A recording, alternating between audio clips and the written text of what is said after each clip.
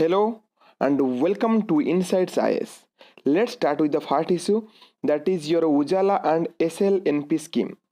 Why it is in news? Because they completed their 5th anniversary on 5th January 2020.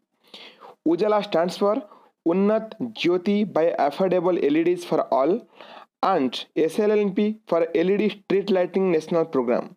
They marked their 5th anniversary on 5th January 2020, both spearheaded and implemented by EESL, a joint venture of PSUs under Ministry of Power. EESL stands for Energy Efficiency Service Limited. These programs have bagged global awards like the South Asia Procurement Innovation Award, that is SAPIA in 2017, CIO 100 Award 2019, the Global Solid State Lighting Award of Excellence. Let's discuss about Ujala scheme. There is a target of replacing 77 crore incandescent lamps with LED bulbs and to nullify the high cost of LEDs that acted as a barrier previously in the adoption of energy efficiency systems. It is a phase-wise LED distribution. The objective is to promote efficient lighting, enhance awareness on using efficient equipment that will reduce electricity bills and preserve the environment. It is the world's largest domestic lighting project. What are the achievements?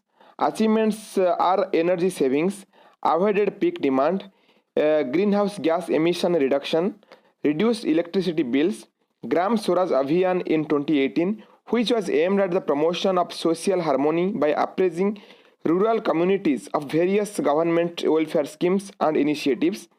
As part of it, villages with poor households were able to buy LED bulbs for a special price under Ujala program.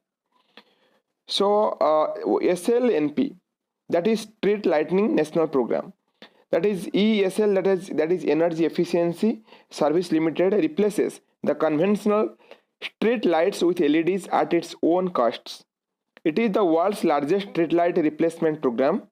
It has enabled citizens to increase productivity at night and made roads safer for pedestrians and motorists due to enhanced brightness and reduced dark spots. By March 2020, SLNP aims to replace 1.34 crore conventional street lights in India with smart LEDs.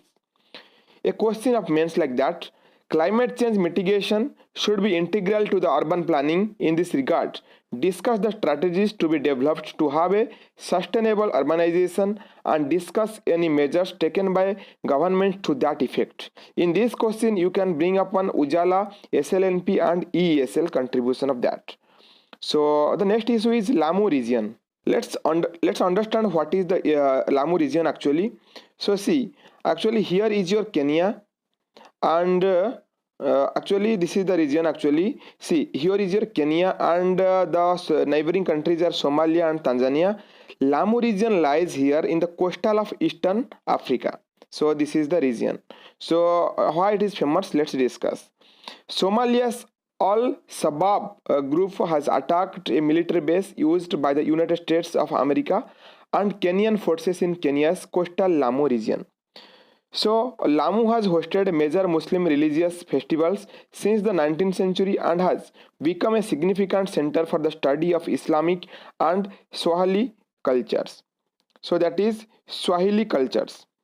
So and it is in the eastern coast of Kenya, it is important, and also it is a UNESCO World Heritage Site for its cultural significance. So then the next issue is IDRSS, that is Indian Data Relay Satellite System. First of all, we will understand why this kind of things are important and why it is required. Suppose here is your Earth and the satellite is revolving around that. So what happens? Suppose the satellite position is here and it can maximum cover this region. So it can cover maximum this region, and the other rest region it is difficult to cover in that period. So what happens to overcome that problem? This IDRSS, that is Indian Data Relay Satellite System, is being there. So what will you do? The satellite, 3 satellites would be there, and after that let's clarify again. So suppose here is your Earth. After that, satellites would be here, for example, and they will be covering the entire Earth from different point of angle. and at the same time they will provide data to the data center, and in that manner the holistic coverage of earth and will be made. The data relay satellite system is primarily meant for providing continuous real-time communication of low earth orbit satellites, including human space missions to the ground station. IDRSS satellites of the 20,000 kg class would be launched on the geosynchronous satellite launch vehicle launcher to geostationary orbit around 36,000 km away.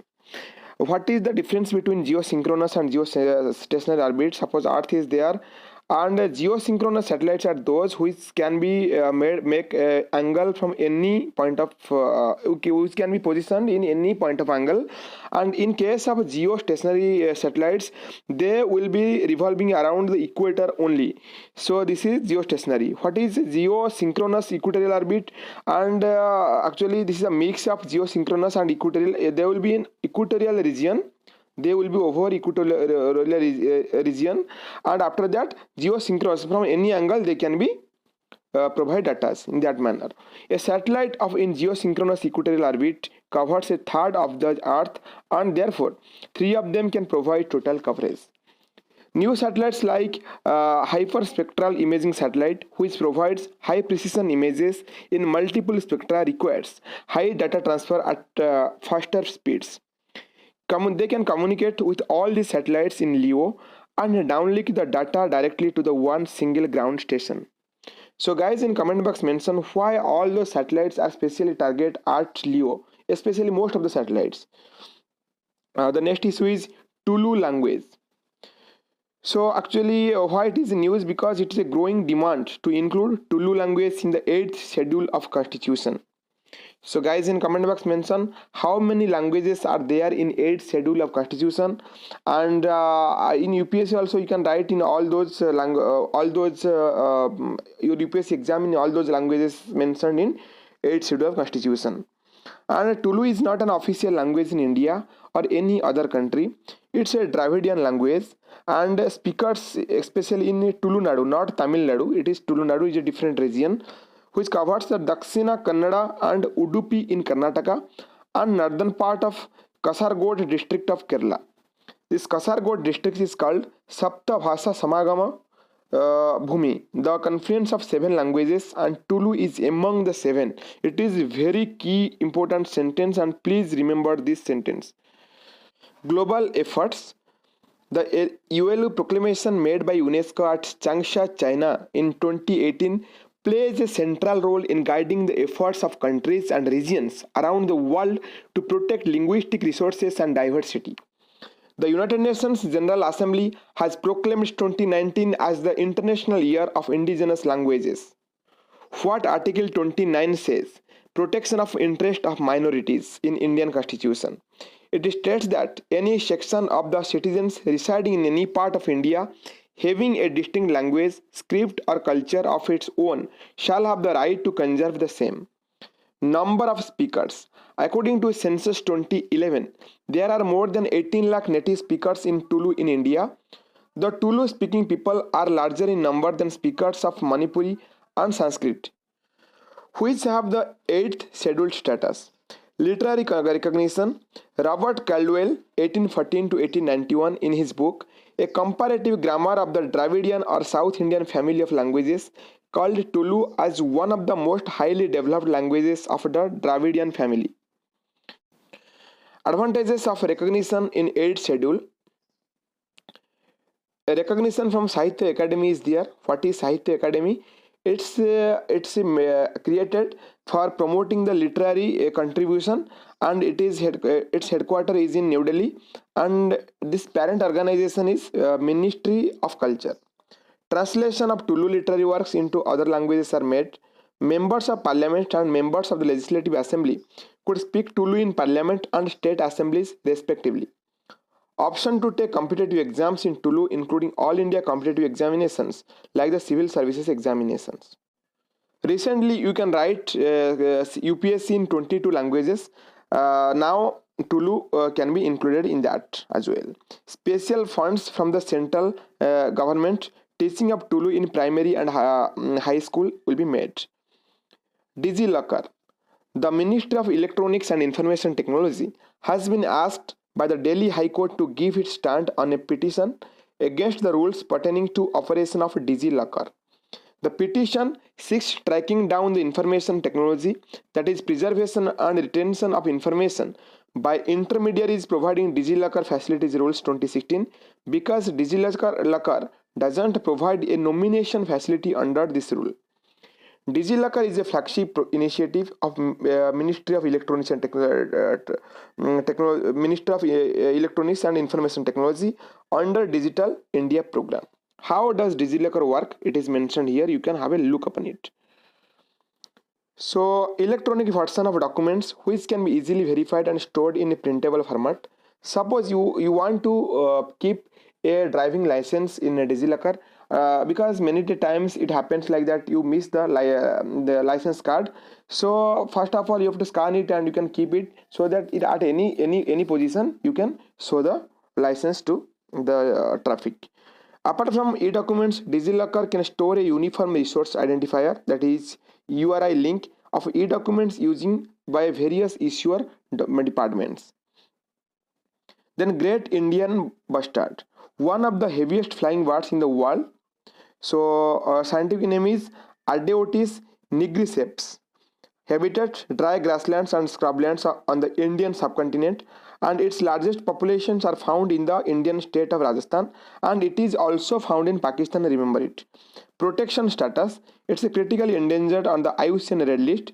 In Appendix 1 of CITES it is there, and also in Schedule 1 of Indian Wildlife Protection Act 1972 it is there. So it is identified as one of the species for the recovery program under the integrated development of wildlife habitats of the Ministry of Environment and Forests.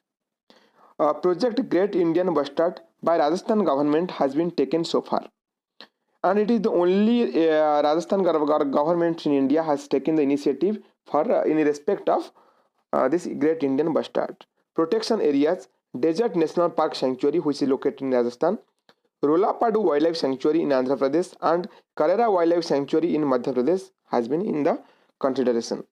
So let's discuss the question which are asked in Prelims 2017. The term digital single market strategy seen in the news refers to. Options are ASEAN, BRICS, EU, European Union, and G20. Option would be, right answer would be option C. Let's discuss the question which are asked in Prelims 2017. What are the advantages of implementing the National Agricultural Market Scheme?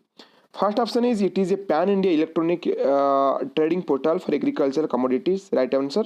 It provides the farmers access to nationwide market with prices commensurate with the quality of their produce. This is also right answer. So option C would be the right answer. So this is the CSAT question asked in Prelims 2019. A joint family consists of 7 members A, B, C, D, E, F and G with 3 females. G is a widow and sister-in-law of D's father F. B and D are siblings, and A is daughter of B. C is cousin of B, who is E. So please solve the question, and after that the answer is provided here. So female is taken as triangles and the circles are male. So you can see this, and the right answer would be D. That is all the options are correct. Please solve it. Thank you guys. Have a nice day.